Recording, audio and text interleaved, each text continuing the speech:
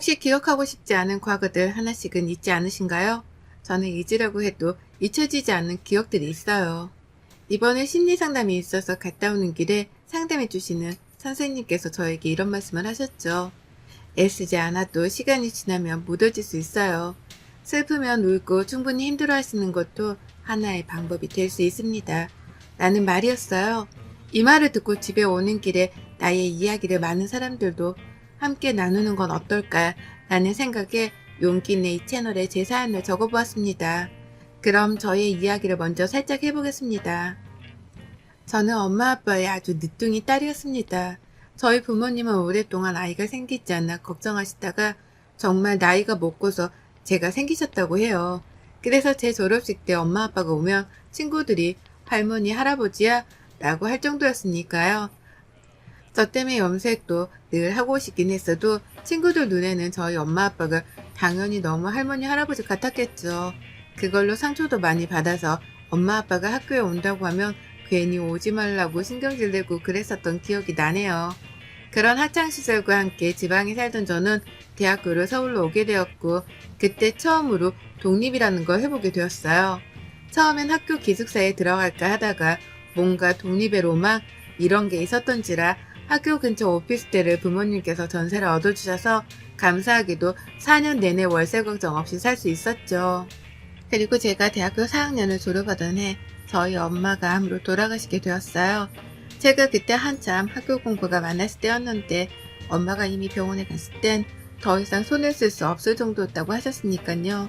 그렇게 엄마가 돌아가시고 이 세상에 남은 건 아빠와 저뿐이었어요.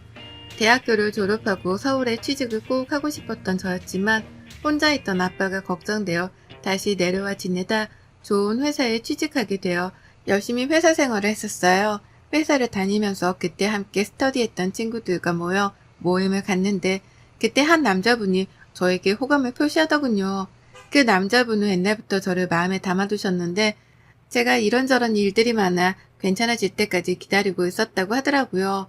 그렇게 연애를 하고 결혼까지 꼬리내 지금은 부부의 연을 맺고 살고 있습니다.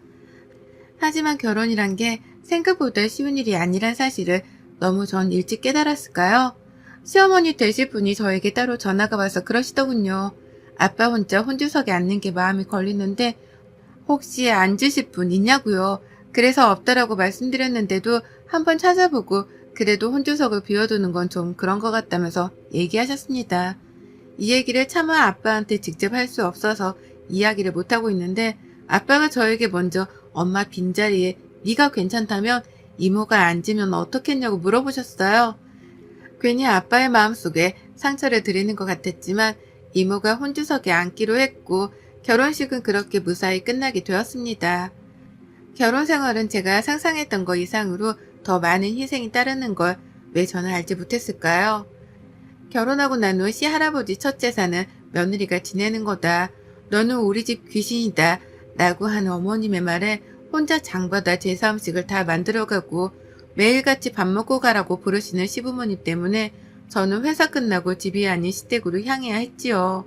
처음 몇 달은 그래도 결혼의 일부분이다 라고 생각하고 넘기려고 했지만 시간이 지날수록 저에게는 시댁은 더 이상 가족보다는 저를 종으로 보는 듯한 느낌을 더 많이 받을 수밖에 없었습니다. 항상 시어머니의 저희 집 한부모 타령은 늘 저를 위축되게 만들었고 늘 당당했던 저였지만 어느새부턴가는 위축되어 있는 모습만 남게 되더군요. 그러다 남편네 형, 아주버님의 결혼 소식이 들려왔어요. 오랫동안 결혼하지 않아 시댁에서 전전긍긍했는데 이번에 좋은 혼처가 있어 잘 돼서 결혼한다고 했죠. 근데 저도 몰랐는데 아주버님 결혼식에 저희 아빠도 오는 게 A라고 하더라고요. 남편에게 아빠에게도 말해야겠다 하니 남편이 청첩장이랑 해서 자기가 직접 말씀드리고 모시고 가겠다라고 했죠. 오랜만에 아빠 얼굴을 볼 생각을 하니 조금은 고단한 시댁 생활이 힘들지가 않았네요.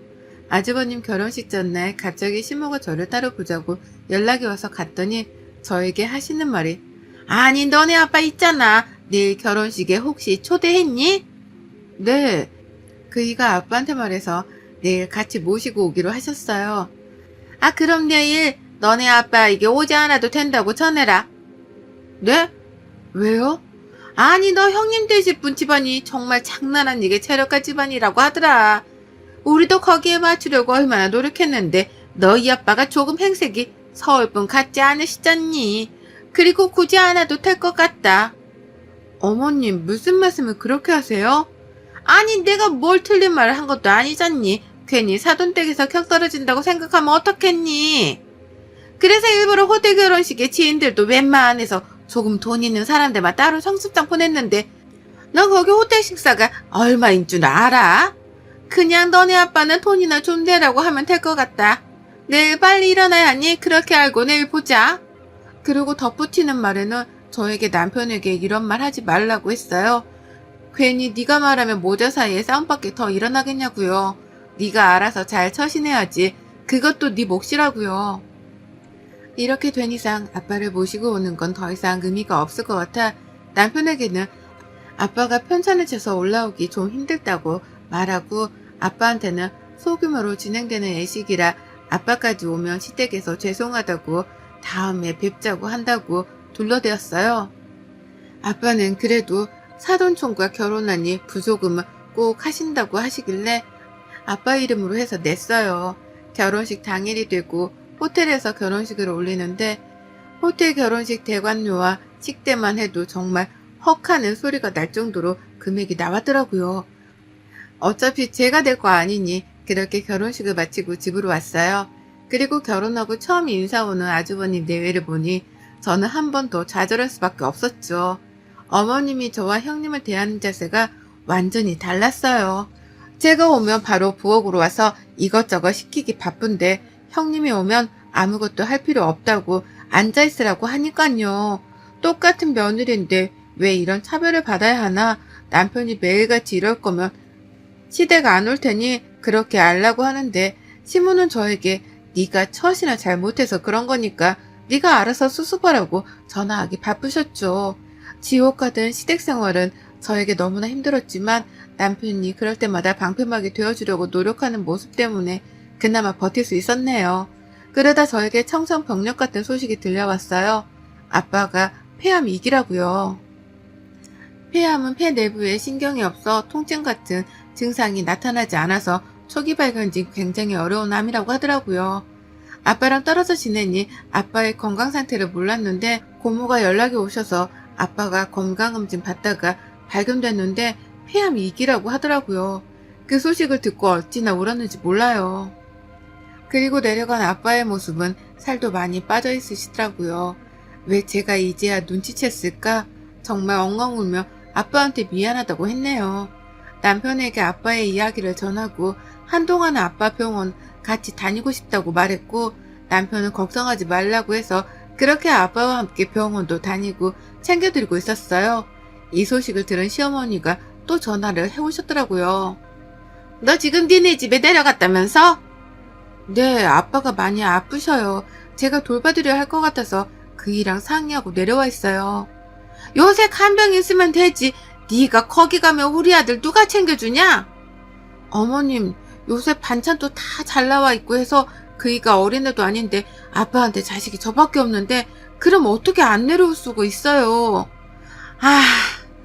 아니 그건 알지만 네 아들 밥 굶기고 어떻게 살라고 라고 하시는데 그냥 뒤에 말은 듣지도 않고 끊어버렸어요. 그 뒤로도 시어머니는 자주 전화가 왔지만 그때마다 네네 하면서 끊기 바빴고 저는 병원에서 수술을 해야겠다는 이야기를 듣고 아빠가 수술이 잘 되는 것만 집중하기로 했어요. 그렇게 아빠는 수술을 하셨고 수술의 경과가 좋지 못하다는 선생님의 말씀에 저는 또 한 번 더 좌절할 수밖에 없었어요. 몇 달 정도 더 투병 생활을 하시다가 결국에는 호스피스 병동으로 옮기셨지만 곧 며칠 남지 않았다는 말에 저는 하루에도 몇 번씩 눈물을 참고 아빠를 보아야 했죠. 마지막은 남편도 회사에 휴가를 내고 같이 셋이 시간을 보내면서 아빠가 좀 체력이 있을 때 엄마한테도 많이 다녀오고 할 걸 그러지 못한 게 너무 한이 되더라고요. 아빠가 죽으면 꼭 엄마 옆에 함께 있고 싶다는 간곡한 바람에 두 분이 함께 꼭 있기를 바라며 장례를 준비했습니다. 마지막 하는 아빠의 길에는 저와 남편이 있어 외롭지 않다며 저에게 편지 하나를 건네주셨는데요. 그 편지를 읽은 저는 소리내어 올 수밖에 없었어요.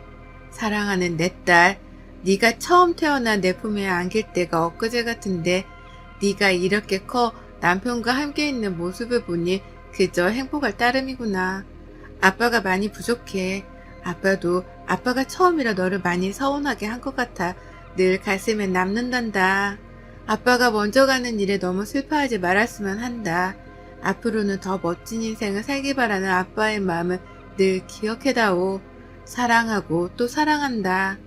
편지의 한 부분으로 아빠는 끝까지 제 걱정만 하시다 돌아가셨어요. 그렇게 남편의 품에서 꺼이꺼이 울다 남편이 마지막 가시는 길에 우리가 웃는 모습으로 보내드리자고 했고 저희 아빠는 그렇게 돌아가시게 되었습니다. 장례는 3일정으로 지내기로 했고 남편은 저 대신 분주하게 돌아다녀야 했죠. 그렇게 시댁에도 아빠의 부고 소식을 전해드렸는데요. 어머님이 갑자기 저한테 처음으로 미안하다는 말을 하시더군요. 얘야, 이번에 아빠가 그렇게 되고 나서 얼마나 상심이 컸니? 가족들이랑 다 같이 장례식에 가봐야 하는데 글쎄 네 시할머니가 편찮으셔서 거기에 가봐야겠더라. 곧 오늘 내일 하신다고 하는데 자리를 비우기가 힘들구나. 정말 내가 미안해서 어쩌니? 어머님 말씀에 물론 서운하긴 했지만 남편의 시할머님도 나이가 많으신지라 곧 돌아가실 수도 있다고 하니 제가 뭐라고 서운하다고 이야기하기가 그렇더라고요. 그래서 이해한다고 했어요. 3일로 치러진 장례식이 끝나고 집에 가서 아빠의 유품들을 정리하는데 이런저런 생각에 또 한 번 눈물이 나더군요. 이제 정말 나는 부모님이 없구나 라는 생각도 들곤 했는데 고모들과 이모들이랑 남편이 옆에 늘 든든하게 있어주셔서 그나마 버틸 수 있었던 것 같아요. 이것저것 아빠 유품 정리하고 집으로 올라오니 또 산 사람은 다시 일상생활을 시작해야 했지요. 아빠를 잊기 위해서 더 바쁘게 살아가고 있었어요. 주말에는 또 푹 쉬고 그렇게 살다 보니 시간이 또 훌쩍 가더라고요. 그러던 어느 날 하루는 집에 누워서 인스타를 보고 있는데 제 추천 친구의 형님 인스타가 뜨는 거예요. 그래서 한번 들어가서 차근차근히 인스타를 넘기는데 몇 달 전에 해외에 다녀온 것 같은 사진들이 있더라고요. 그래서 언제 해외 가셨지? 하고 찬찬히 사진들을 보는데 낯익은 가족 사진이 한 장 있대요. 시어머니, 시아버지, 큰 아주버님, 형님 이렇게 해외에 놀러가서 찍은 사진이더라고요. 또 언제 놀러가셨지 하고 날짜를 보는데 그 날짜가 저희 아빠 돌아가신 다음 날이었어요. 그러니 알고 봤더니 시할머니가 아프신 건 거짓말이었고 패키지 여행으로 해외에 형님네랑 놀러가려고 저한테 거짓말을 한 거였죠. 그 사진을 보는 제 분노는 정말 하늘 끝까지 치솟았고 도대체 어떻게 해야 이 분노를 가라앉힐 수 있을까 싶었어요. 우선 남편에게는 미안하지만 이 사실을 숨겼고 그때부터 차근차근 준비했어요. 그러다 때가 왔죠. 아주버님이 회사를 때려치고 사업을 하고 싶다고 난리를 치는 바람에 형님이랑 아주버님이랑 대판 싸웠나 봐요.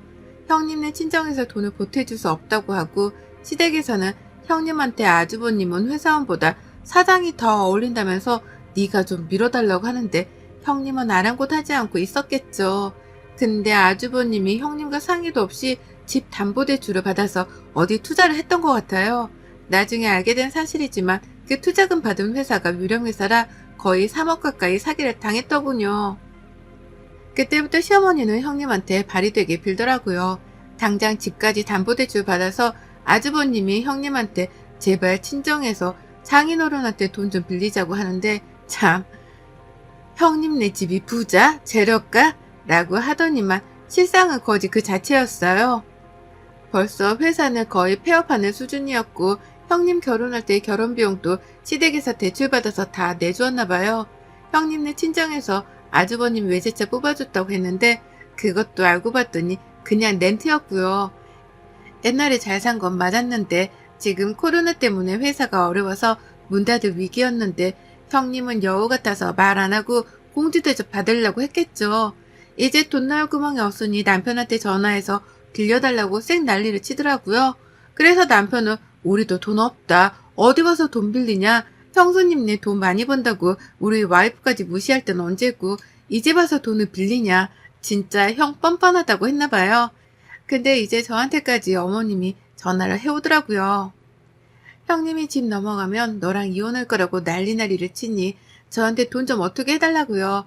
그래서 저는 그이가 절대 안 된다고 하니 저 말고 다른 분을 소개시켜 드릴게요. 그분한테 한번 말씀해 볼게요 했어요. 아빠 친구분이신데 지방에서 굉장히 유력한 재력가셔서 아마 3억 정도는 충분히 되실 것 같아요. 그리고 나서 그분한테 3억을 빌렸다고 하더라고요.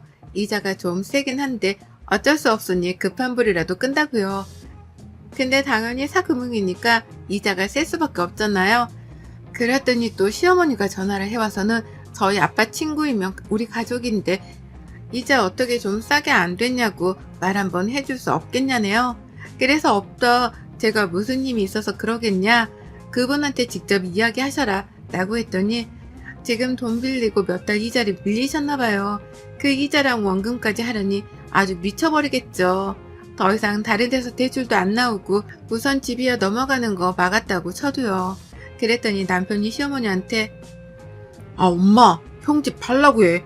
팔아야 빚을 갚지 라고 하니 지금 그 집도 대출이 아주 많이 들어가 있기도 하고 부동산 시장이 좋지 못해서 나가지도 않나 봐요. 그리고 남편에게 지금까지의 이야기를 다 털어놓았어요. 시어머니가 저한테 지금까지 한 행동, 우리 아빠 장례식에 모든 가족들이 다 해외여행 가려고 안 온 것 등등요. 그리고 나서는 이야기했어요. 여보, 아마 조만간 아주버님네랑 어머님, 아버님 집 경매로 넘어갈 수도 있어.